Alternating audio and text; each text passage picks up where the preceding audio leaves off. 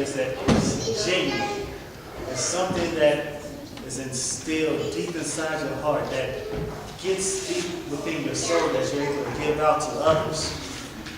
Love can be expressed through your actions. It can be expressed through your words.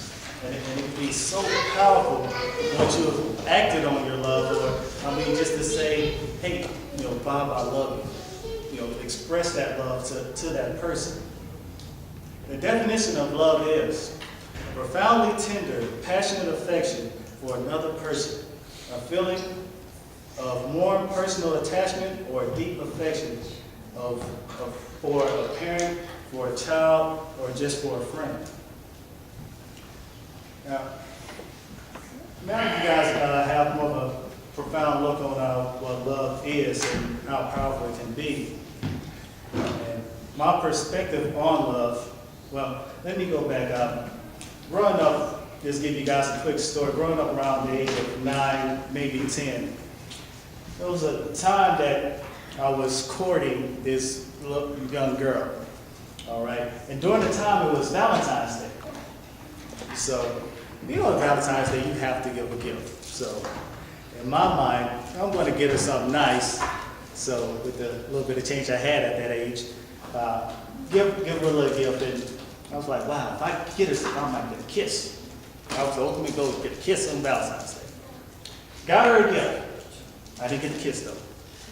Didn't get it. So in my mind, I'm like, oh man, what can I do? I want this kiss. I gotta have a kiss on Valentine's Day. So the extra change I had, I was like, oh man, I'm gonna get her mom something. Now if I get her mom something, I'm guaranteed to get me a kiss. Got her mom some red roses. Gave it to her in front of the whole family. Gave her a hug and all. As soon as I gave her that gift, I got my kiss. I got it. Now afterwards, I'm broke. Didn't have no money. One thing I forgot to do, we all got mothers. And I didn't get mama nothing. Didn't get her a thing. And boy, my brother, my cousins, oh man, they were hounding me. You didn't get your mom nothing? Oh. And my mom was just on that kiss though. I had to get it. So, the only person who understood me was my dad. Well, I love my dad, but he was the only one who understood. He was like, all right, son, I'm gonna give you a little change. Don't tell your mom though. I'm gonna give you some change, go get your mom some flowers. I got her those flowers, gave her a huge hug. It solved everything. But that's the power of love. That's how much love my dad had for me. Because he understood that being a young man or growing up, hey, you gotta go get that kiss, son. Go get it. So, and yeah, that shows how much love he had. And to continue with this, I want you guys to look in your Bibles. We're going to go to Corinthians 13, verses 4 through 7. Again, Corinthians 13, verses 4 through 7. And it reads, charity suffers long and is kind. Charity vaunteth not itself, is not puffed up, doth not behave itself unseemly, seeketh not her own, is not easily provoked, thinketh no evil, rejoiceth in equity, but rejoiceth in the truth. Beareth all things, believeth all things, hopeth all things, endureth all things. Now, let me break this down just a little bit. Instead of saying charity, charity is almost like another word for love. So it's pretty much that love is long-suffering. Love is kind. Love is humble, thoughtful, forgiving, and all sorts of other things that I've read through this chapter, through this verse, I'm sorry. But everything that's mentioned in these verses are describing love. Love that we all should have for one another. Now, if we act in any way that's any contrary to the attributes that we're showing or that's been announced through this verse, that do you think that we are showing God love at all? If we're not being kind, if we're not being humble, or even thoughtful, do you think we're showing that type of love to God? Or are we bringing that love to our family members, our friends? We're not.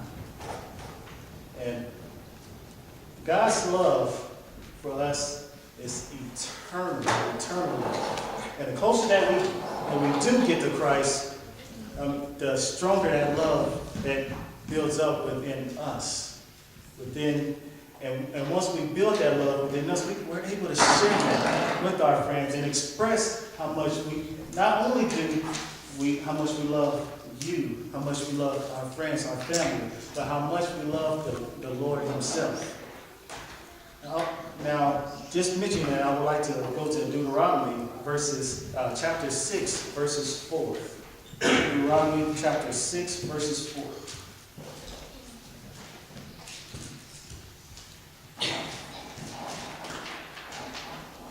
And before I read this verse, Deuteronomy summarizes pretty much the 10 Commandments that that Moses laid out that he got from God. And he leads off with the command to love thy God. As I read the verse, it says, "Hear, O Israel, the Lord our God is one Lord. And thou shalt love the Lord thy God with all thine heart, and with all thy soul, and with all thy might. And these words which I command thee this day shall be in thine heart." Excuse me. "Thou shalt teach them diligently unto thy children, and shalt talk of them when thou sittest in thy house, and when thou walkest by thy way, and when thou liest down, and when thou risest up. And thou shalt bind them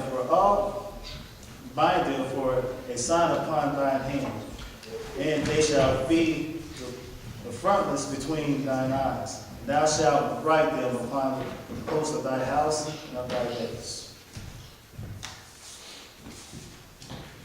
And for every day that we rise up, get up out of bed, we should thank the Lord for letting us breathe another day. We should thank the Lord for letting us being able to get up and go to work to provide for our loved ones. Yeah. We should thank the Lord for just letting us breathe, see the beautiful things that are outside, to be able to get into our vehicles, to go around to eat and taste different foods. We should thank the Lord for everything that we have upon this earth. That's how much love we should give our God. Because He has done so much for each and every one of us this day, giving us His Son, who died upon the cross for all of our sins. That's how much love we should give Christ, our God, each and every day. Now, if you need love from God, or if you just need a prayer, not only from me, but from our church family, as we stand and sing, please come up and we will share that love with you here today.